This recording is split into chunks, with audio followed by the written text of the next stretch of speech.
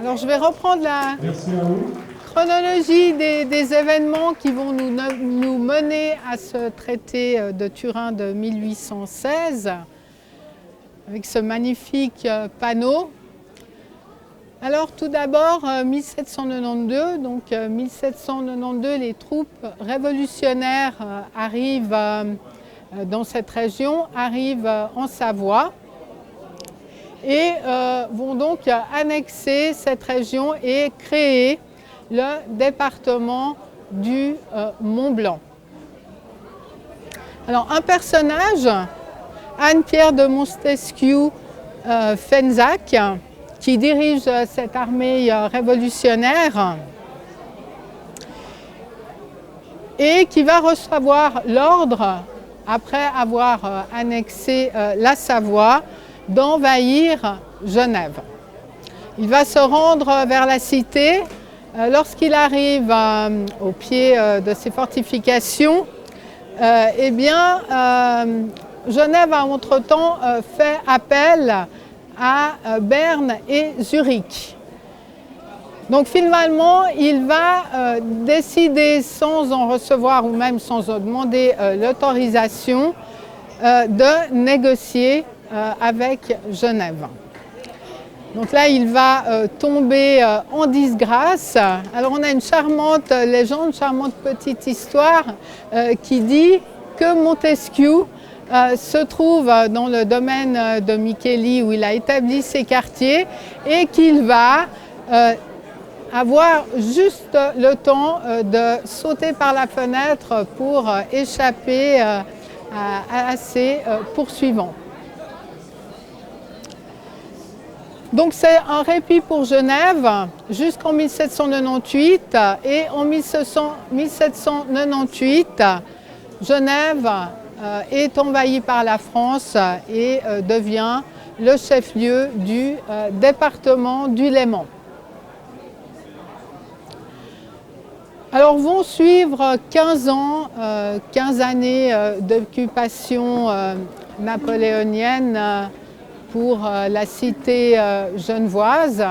Et en 1813, le 30 décembre, les troupes autrichiennes qui sont commandées par le général Boubna vont arriver aux portes de la ville.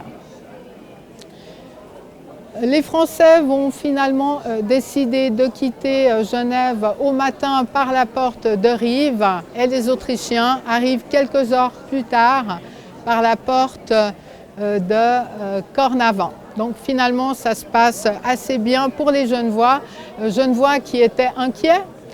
On savait que ces Autrichiens n'étaient pas loin. Alors qu'est-ce qui allait se passer? Genève allait être attaquée, des combats allaient s'en suivre. La population était inquiète et finalement tout se passe assez bien. Et nous arrivons le 31 décembre à la Restauration que nous fêtons chaque année. Et le lendemain, 1800, donc ça va être à ce moment-là la mise en place d'un gouvernement provisoire avec notamment Ami Lulin, Horace Louis Micheli, également Charles Pictet de Rochemont, personnages politiques qui faisaient partie de ce gouvernement de l'Ancien Régime et donc qui vont décider de créer ce gouvernement provisoire.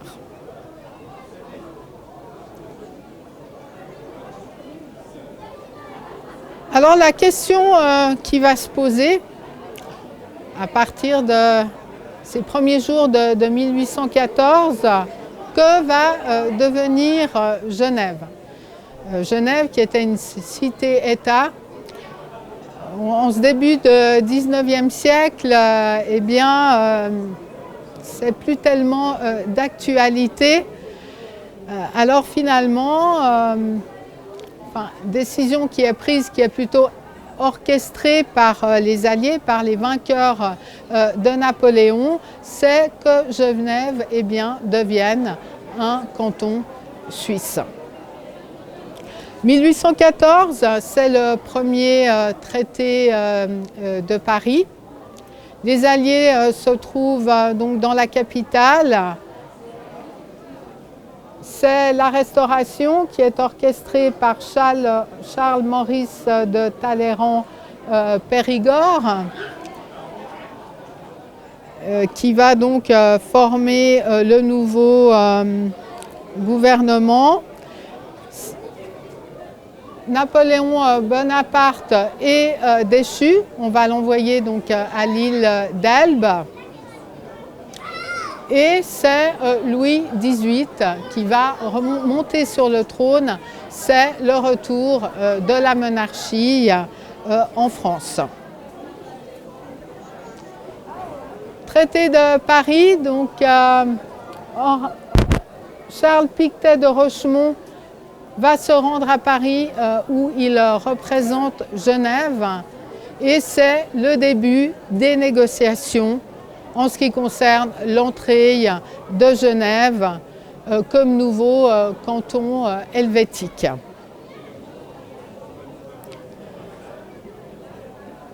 Alors, c'est accepté, mais il y a des conditions. Les possessions de Genève sont parsemées au milieu de territoires soit français, soit savoyards. Donc la première demande, eh bien, c'est d'unifier, c'est de désenclaver des possessions comme Jussy, comme Gentot, pour pouvoir en fait arrondir ces frontières et c'est surtout d'obtenir une frontière terrestre avec la Suisse, ce qui n'est pas le cas jusqu'en 1814. Alors, à ce même traité de Paris va être décidée l'organisation du congrès de Vienne qui va débuter quelques mois plus tard, 1er novembre 1814, et qui va se poursuivre jusqu'en juin 1815. Ce congrès de Vienne, plus de 300 délégués vont se réunir avec toujours Charles Pictet de Rochemont, avec Charles-Maurice de Talleyrand pour la France, le tsar de Russie, donc tous ses alliés, ses vainqueurs, la Russie, la Prusse, l'Autriche, la Grande-Bretagne. La France participera également à ce congrès, puisque c'est là qu'on va dire à la France ce qui va se passer, puisqu'on va décider des frontières. Alors Charles Pictet de Rochemont, il est envoyé par Genève, mais également par la Confédération. Et finalement, eh bien, on va négocier également la neutralité perpétuelle de la Suisse et l'inviolabilité du territoire. Donc pourquoi Genève va devenir suisse? Bien, Genève se trouve entre l'Autriche, entre la France. En 1792, c'est le début des hostilités entre ces deux pays. Et on sait que pour mener à bien ces campagnes d'Italie, eh bien, Napoléon Bonaparte va passer par Genève, ensuite par la Suisse, donc par le Simplon pour arriver en Italie. Alors on veut éviter quelque chose de semblable se reproduise, donc on va créer un État tampon entre ces deux nations si Genève devient suisse et si la Suisse devient neutre. Eh bien ça va donner ce fameux état entre ces deux puissances.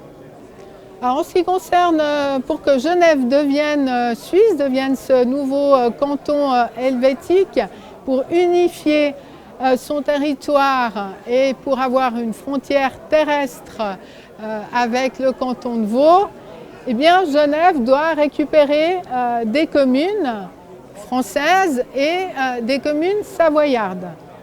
Alors, le deuxième traité de Paris, après la conclusion du congrès de Vienne, eh bien, c'est la remise par la France de certaines communes, donc d'une partie du pays de Gex. Les communes de Versoix, de Collet-Bessy, donc de Prégny, de Meyrin, de Vernier et du Grand Saconnet, ce qui va permettre d'avoir un couloir pour rejoindre le canton de Vaud. Et Pictet de Rochemont va également négocier une zone franche. Alors tout à l'heure, eh bien, nous nous trouvions vers ce monument, dans ce domaine des Vordes, ce monument à la gloire, la Confédération érigée par Charles Jean-Marc Lullin, monument qui commémore ce traité du 16 mars 1816.